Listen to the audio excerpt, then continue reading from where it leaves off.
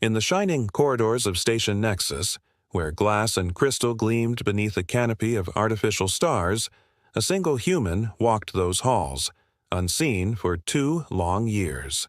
Her name was Ambassador Sarah Chen. To the galaxy's elite, she was nothing more than background noise, the quiet, unassuming figure diligently taking notes in the very last row of the great council chamber. She seemed polite, harmless, utterly invisible, a ghost in the machine of galactic politics. But every dismissive gesture, every whispered insult, every contemptuous laugh found its way onto her datapad. Each slight was meticulously recorded, each act of condescension carefully catalogued, and the day the galaxy finally discovered who she truly served, an entire age would come to a shattering end. The grand delegates of the Galactic Council spoke of lofty things: interstellar trade, advanced medicine, grand strategies for defense, and almost every time the topic of humanity was broached, a ripple of laughter would follow. "Perhaps they can provide some of their quaint herbs and prayers," a delegate from the crystalline worlds of Xylos once joked, his words dripping with sarcasm. The entire chamber erupted in condescending chuckles. "Primitive apes playing with tools they barely comprehend," another hissed, his voice a low, gravelly rumble that carried across the opulent room. Through it all, Ambassador Chen never argued. She never raised her voice in protest, never offered a rebuttal. She simply documented. Page after digital page, day after relentless day. Her pen, or rather her stylus, moved with a quiet, steady rhythm, a silent witness to the galaxy's hubris. When Earth's groundbreaking offer of medical research cooperation was unceremoniously rejected, dismissed with a wave of a multi-jointed hand, she recorded that too. She noted the date, the time, the delegate who called it primitive alchemy. Years blurred into one another, and the contempt only deepened, solidifying from casual mockery into a rigid, unshakable doctrine. Human science was derided as witchcraft. Our starships, the pride of our fleets, were scorned as flying antiques. Yet, with unwavering courtesy and a professional demeanor that bordered on the unnerving, she just kept writing. She was a silent scribe, chronicling the slow, self-inflicted decay of an empire that believed itself invincible. To them, her patience looked like weakness, her silence an admission of inferiority. They mistook her quiet endurance for surrender. But they were fools. Patience is not weakness. Patience is simply the mask that endurance wears just before the final, earth-shattering revelation. It is the deep, silent breath taken before the storm, and the storm was coming. About half a year later, an emergency of unprecedented scale rocked the Council to its very foundations. A Corvin colony ship, a massive vessel carrying over 1 million souls, went missing, lost somewhere in the treacherous, uncharted expanse of the Outer Rim. Its distress call, a frantic, garbled plea for help, was picked up by a small, unassuming human patrol vessel that happened to be in the sector. When news of this reached Station Nexus, the initial panic quickly curdled into outright hysteria. The narrative twisted instantly. Accusations flew like laser fire across the council chamber. "They're stealing Corvin technology," one delegate roared, his voice trembling with manufactured outrage. "This is a deliberate act of piracy," another screamed. A third, his face a mask of fury, pointed a trembling claw towards the empty seat reserved for Earth. "They caused the disaster. This is an act of war." The thunder of accusation filled the magnificent chamber, the sound echoing off the vaulted ceilings. Some delegates, caught in the grip of their own fear and prejudice, even began to whisper the forbidden word: extinction, the complete and utter eradication of the human race. And it was in that precise moment, as the chaos reached its crescendo, that Ambassador Sarah Chen stood up. For 2 long years, she had been a silent fixture, a piece of the furniture.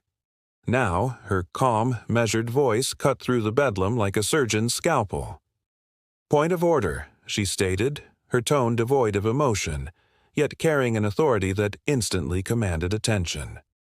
The room fell deathly still.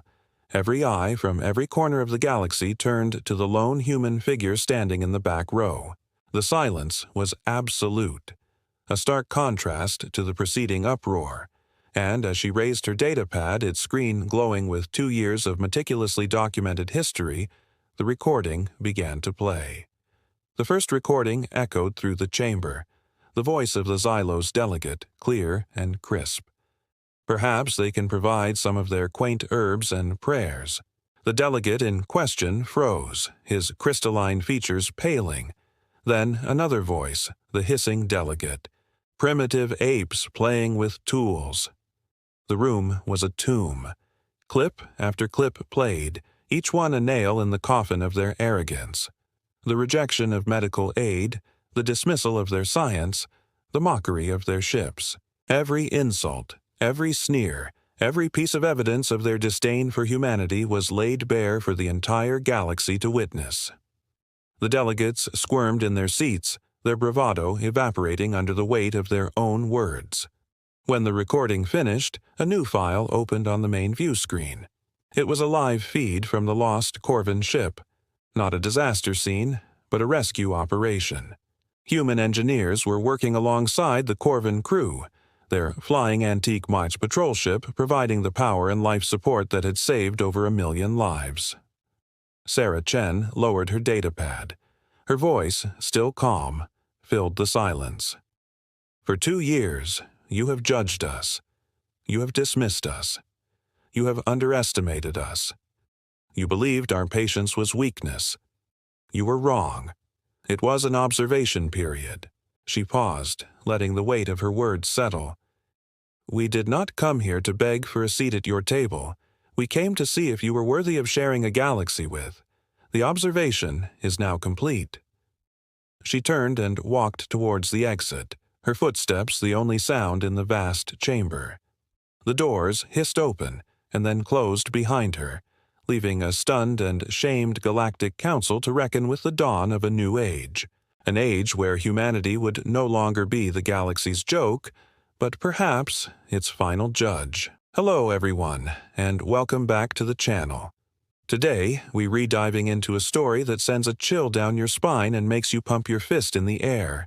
It's a tale about being underestimated, about quiet strength, and about the moment the underdog finally shows its teeth. Imagine a grand galactic assembly hall, filled with beings from 1,000 different worlds, all looking down on the newcomers, humanity. For years, they've called us primitive, dangerous, and unworthy of a seat at the table. They've laughed at our science, mocked our ambitions, and debated our very right to exist. But they've made one colossal mistake. They assumed we were listening with our heads bowed in shame. In reality, we were listening, learning, and building in the shadows. Our story begins in that very assembly hall. The air is thick with condescension. The human delegate, a woman named Chen, stands before them. The other delegates are preparing for another session of ridicule. But Chen isn't there to plead or beg. She's there to deliver a lesson. With a quiet command, the central space of the chamber erupts. A holographic map, impossibly detailed, flickers into existence. It's a map of the entire galaxy. But it's not just stars and nebulas. It shows everything. Every fleet belonging to every species present. Every secret military base. Every hidden trade route. Every single spy station. The collective gasp in the room is a physical force. No single entity, not even the most ancient and powerful race, should possess this level of comprehensive, real-time intelligence. It's impossible. As stunned silence turns to murmurs of disbelief and outrage, Chen's voice cuts through the noise. It's not loud, but it carries an authority that freezes every delegate in their seat. For 2 standard years, she begins, her tone perfectly even. I have stood here and listened to your assessments of my species. You have called us primitive. You have called us dangerous.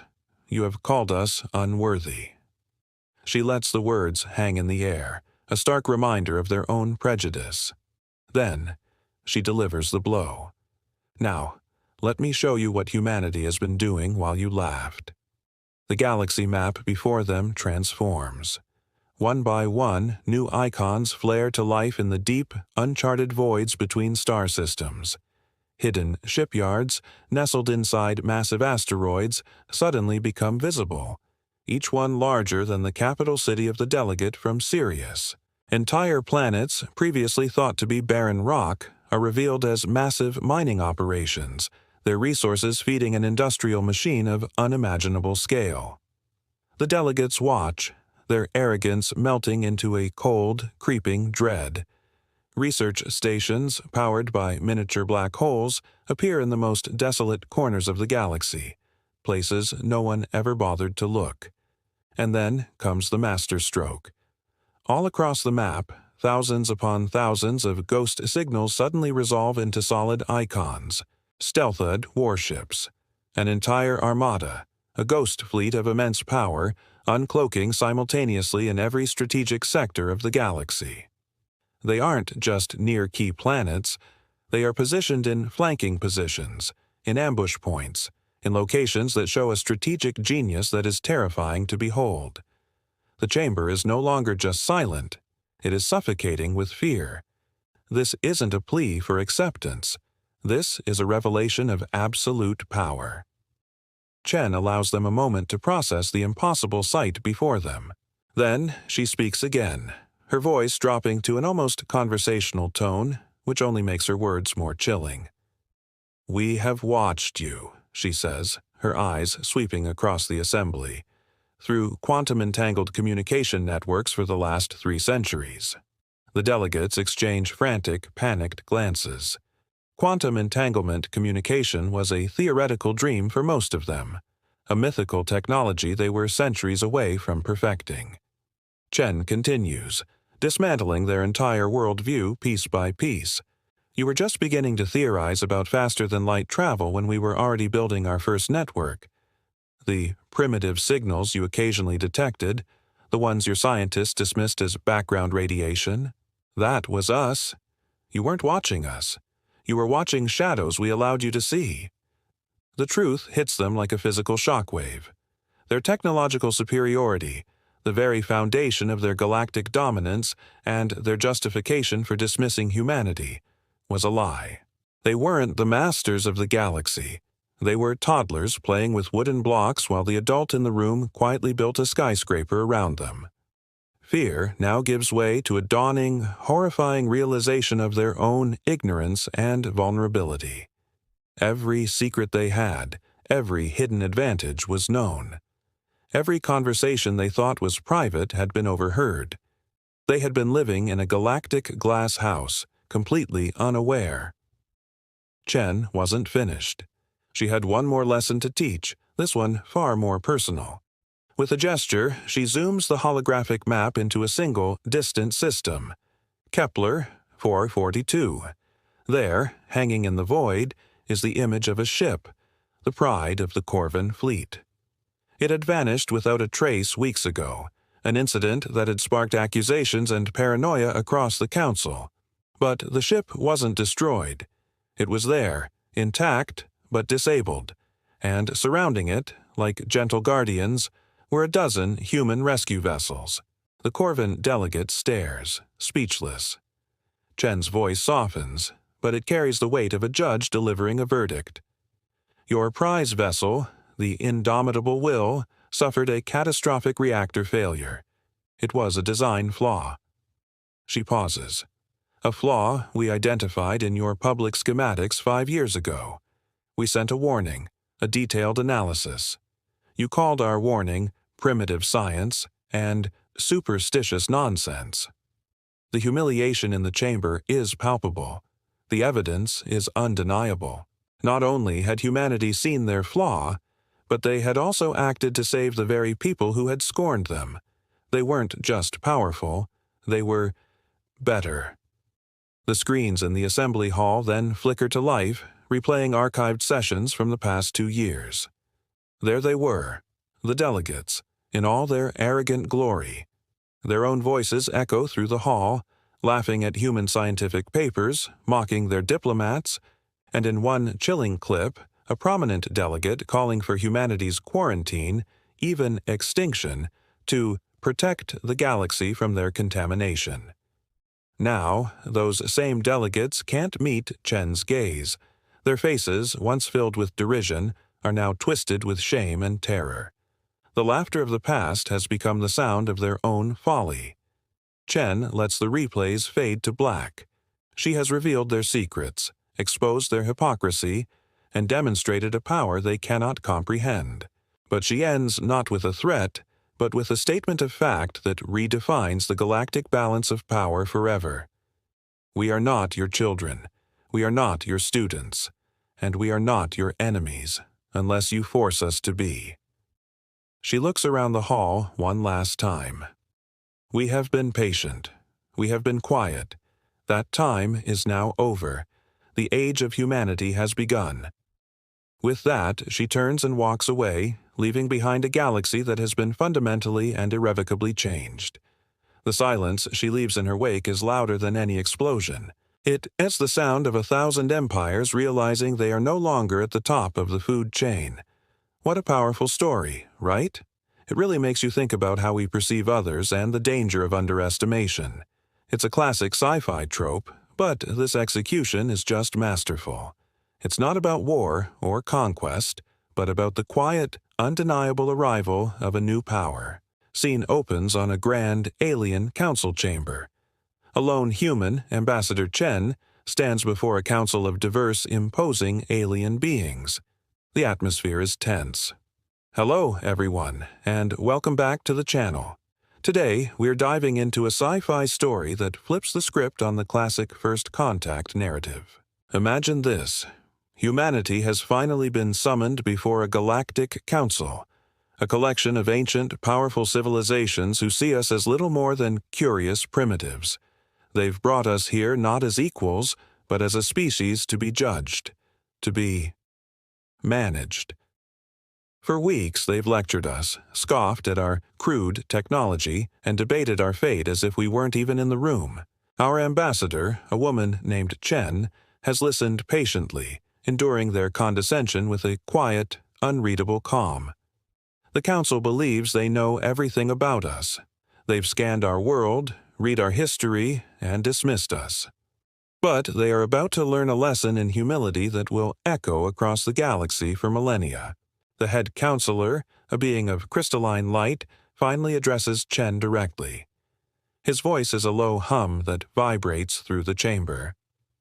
"Human," he intones, the word dripping with dismissal. "We have reviewed your species' chaotic history and your rudimentary grasp of interstellar mechanics. Your FTL drives are quaint. Your understanding of quantum physics is that of a child. We offer you mentorship, a chance to be guided by your elders. Accept our wisdom, or remain confined to your single, fragile world." The other council members murmur in agreement. They see a species that stumbled into space by accident, a cosmic anomaly to be corrected. They believe they hold all the cards. Chen simply maintains a faint, almost imperceptible smile, waiting for the perfect moment, and then she begins to speak. Her voice is clear and steady, cutting through the council's arrogant hum. "We thank you for your assessment," she begins. "You are correct. We have much to learn, but you seem to have missed a few details in your scans." A holographic display flickers to life behind her. It shows a familiar blue marble. "This is Earth," she says. "You know it well. Population, 8 billion souls." The council members shift, unimpressed. This is data they already possess. They believe this is the full extent of humanity's reach, a single, overpopulated planet. The head counselor gestures impatiently, as if to say, "Get to the point." Chen's smile widens just a fraction. "But you see," she continues, her voice dropping to a near whisper, "we've been busy." The hologram suddenly zooms out, pulling away from Earth at an impossible speed. The solar system shrinks, then the Orion Arm, then the entire Milky Way. As it does, pinpricks of light begin to flare up across the star map. First dozens, then hundreds, then thousands, forming a vast interconnected network that sprawls across multiple spiral arms of the galaxy. A collective gasp ripples through the council chamber. The pinpricks represent human-settled star systems. Then came the numbers, displayed in stark, bold font next to the galaxy map. "Human colonies," Chen announces, her voice now ringing with quiet power. 40 billion, across 300 star systems. A silence crashes down, heavier and more profound than any explosion. The council stares, their ancient faces a mixture of disbelief and dawning horror. They were outnumbered 5-1, out-engineered, out-prepared. The primitives they sought to lecture were, in fact, a galactic superpower hiding in plain sight. One of the counselors, a reptilian being, finally breaks the suffocating silence. "Why?" he rasps, his voice trembling. "Why hide your strength?" Chen turns to face him, her expression now serious. "Because we are not like you," she says. "We've studied your histories. We've seen how the powerful treat the weak. We wanted to see who you truly were. We wanted to see who, among all the stars, deserved our trust." The hologram shifts again, this time showing footage from a dying world, the Corvin home planet, ravaged by a genetic plague the Council's advanced science couldn't cure. And then it shows human medical ships arriving. It shows human doctors using bioregenerative techniques, the very medicine the Council had mocked as witchcraft and alchemy, to heal the sick. It shows Corvin survivors, their lives not just saved, but extended by decades. "You never wanted advice from primitives," Chen states, her gaze sweeping across the stunned council. "But now, your own citizens, the ones you failed, are begging for asylum in our care." The insult had become their salvation. Humanity hadn't come for guidance. They had come to see who was worthy of being saved. "What are you proposing?" High Counselor Vexar whispered, his voice barely a tremor in the vast, glittering chamber of the Galactic Council. Chen, the human representative, didn't flinch. Her gaze swept across the assembled delegates, beings of 1,000 worlds, all of whom had, at one point or another, underestimated her people. "The Galactic Council," she began, her voice calm but carrying the weight of an epic's end.